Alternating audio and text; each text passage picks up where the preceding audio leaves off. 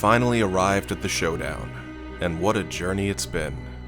We've navigated one head-scratcher of a plot, traversing an ocean of logical fallacies, braving our way through the incomplete and hollow mechanics of the film's basic framework, ultimately finding ourselves in an utter abyss of convenience, convolution, and confusion. A lesser man might have lost heart, but not your humble friend and narrator. And for that, our patience has been rewarded. Because I'll be honest, me droogies, I genuinely enjoy the final battle of Godzilla vs. Kong. We've finally reached the summit, the apex. After sustaining myself on the mere scraps offered by 2014, the tofu-flavored cheeseburger that was king of the monsters, and a heaping helping of side projects that made me genuinely question my fandom, I'm glad to say that the MonsterVerse franchise has finally delivered on some Godzilla action that left me fulfilled, and reminded me of the joy of being a dumb kid again. What impressed me the most was its ability to deliver on so many of the hopes I'd had for this film. I wanted to see Godzilla and Kong go at it like wild dogs. Done. I wanted to see Kong use his speed and intelligence to combat Godzilla's raw power. Done. I wanted extended monster action that wasn't peppered with needless human drama. By gosh, they've done it again. They even delivered on Mechagodzilla maintaining his ruthlessness. Now, for these redeeming factors, I consider this film my favorite Godzilla film in the MonsterVerse series thus far, but only by default. I'd still say this is a movie you'd only really need to watch as clips on YouTube. It still has numerous problems, including one that has plagued the MonsterVerse as a whole ever since its inception. Inconsistency. An issue that will rear its ugly head in this otherwise entertaining monster spectacle. Now, there's a tendency with this film to stick the landing, then shoot itself in the foot. We had a tremendous battle at sea, followed by Godzilla suddenly accepting a surrender, something completely out of character for him. We had Kong deliver a titanic beatdown on a couple of warbats, then, comically, eating their brains? What?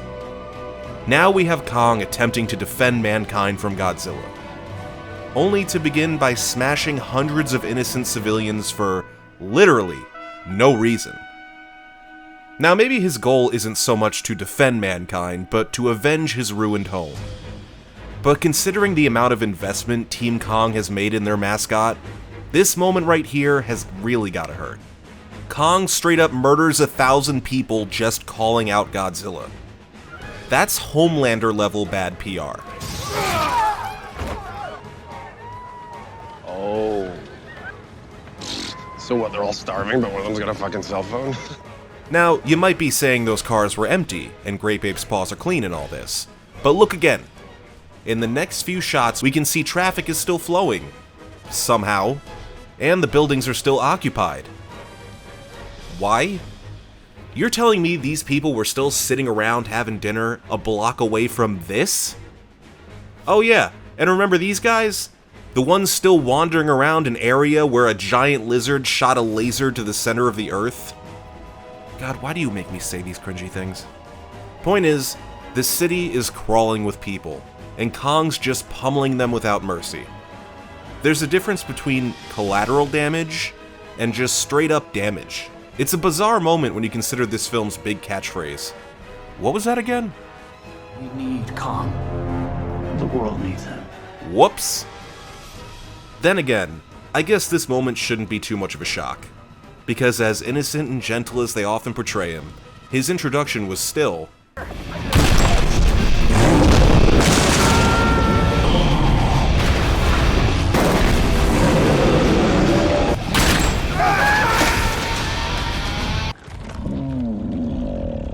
Nah, Monkey gets a pass because Monkey.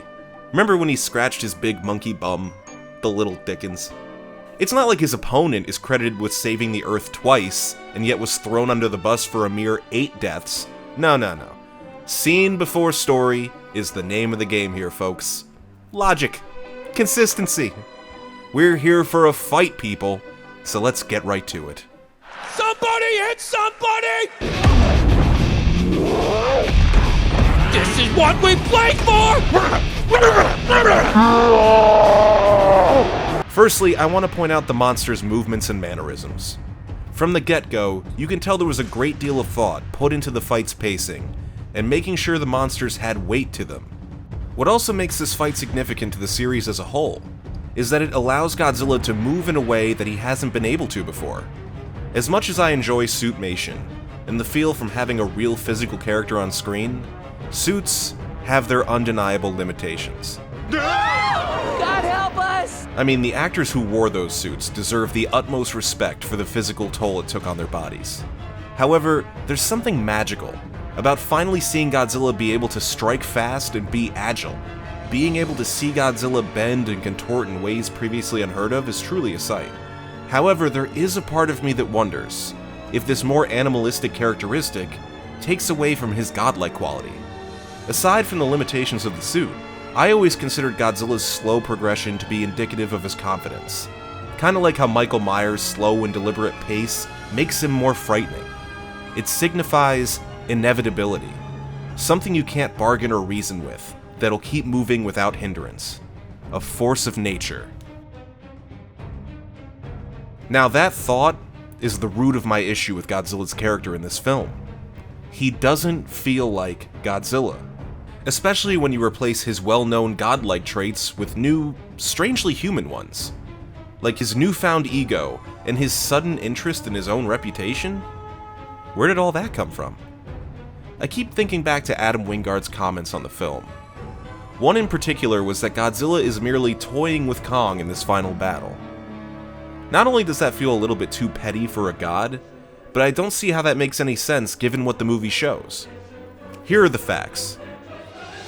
The director tells us Godzilla doesn't consider Kong a threat, but he'll needlessly seek him out at sea to assert his dominance.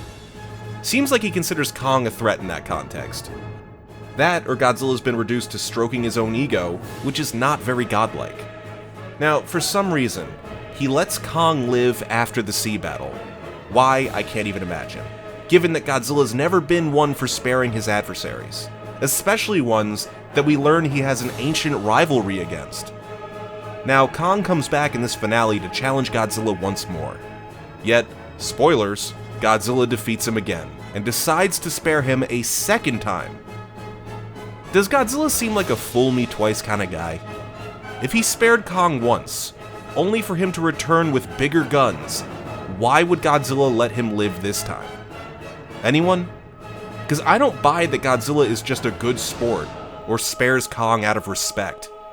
None of these choices track in terms of Godzilla's character within this movie, let alone that his purpose to bring balance in the previous films has been completely tossed aside. It's that arrogance and smugness that Godzilla exudes throughout the battle that really rubs me the wrong way. There's a difference between being top dog and telling everyone you're top dog. Any man who must say, "I am the king," is no true king. You know how you never sound dumber than when you're trying to convince someone you're smart? It has the opposite intended effect. He should be the Tywin Lannister of kaiju, letting his reputation speak for him. Just as he looms over skyscrapers, Godzilla should always feel like he's above everything else, but not in a na-na-na-na-na-na kind of way. At the very least, he shouldn't be grinning about it. Why's everybody smiling? Big goofy monsters. Now, if you wanted Godzilla to seem unthreatened by Kong, have him ignore him at the start of the fight. See, I would have preferred if Godzilla only cared about reaching Mechagodzilla, and Kong just kept getting in his way until he finally engages and defeats him. Or at least almost defeats him. Why not have Mechagodzilla interrupt the coup de grace, so we don't have to ask ourselves why Kong is being spared a second time? Sure, it might fuck up Kong's motivation for helping Godzilla against Mechagodzilla, but then again, we could solve that with a simple fake-out death. Have one of Mechagodzilla's beams seemingly kill the little girl, enraging Kong, and sending him into a fury against Mechagodzilla. At least that would give her character some relevance in the second half of the film, instead of her taking a back seat to some of the most needlessly dangerous flying I've ever seen. My dude, did you just fly into a completely avoidable building, skimming across Godzilla's beam? Who told Iceman he could fly? Wait a minute. I think we're forgetting something. Godzilla showed up in Hong Kong for the explicit purpose of taking out Mechagodzilla, right? So why wasn't he doing that in the time it took Kong to climb up from the Hollow Earth? Would have been a great opportunity, huh? I mean, when Kong reaches the surface, it seems like Godzilla's just been standing there, like the writers forgot he existed. Why wouldn't he have continued on to defeat the dormant Mechagodzilla and just end the movie right there? Another whoopsie, I guess. Writing's hard, guys. And with that, the title fight draws to a close. Though Kong seemed to be doing pretty well in the beginning, despite his speed, intelligence, and trying to get Godzilla to eat his vegetables, Kong is utterly decimated and must surrender. However, he gets to leave with his life. Something I would have been happy about as a member of Team Kong, but apparently, surviving Godzilla isn't enough for them. Be happy, little girl. Your friend gets to come home from this. Why are you so bummed out? Well, I guess she doesn't look happy because she, much like myself, doesn't know what was accomplished from all this. Does anyone know? The title of the film is Godzilla vs. Kong. By implication, you'd assume there would be a reason for this showdown. But I don't think the movie ever gave us a compelling reason why these two should even be facing each other. If you're familiar with Luke's fight against Vader in Return of the Jedi, then you know a fight is only the physical manifestation of an internal conflict. If you're familiar with Ned Stark's fight with Jaime Lannister, you know that a meaningful fight requires a proper build-up and motivation. Each side must have something to gain or lose beyond just life and limb. What's Godzilla fighting for? What's Kong fighting for? To make the film's title not a lie. Well, at least there's one monster in this film with real motivation.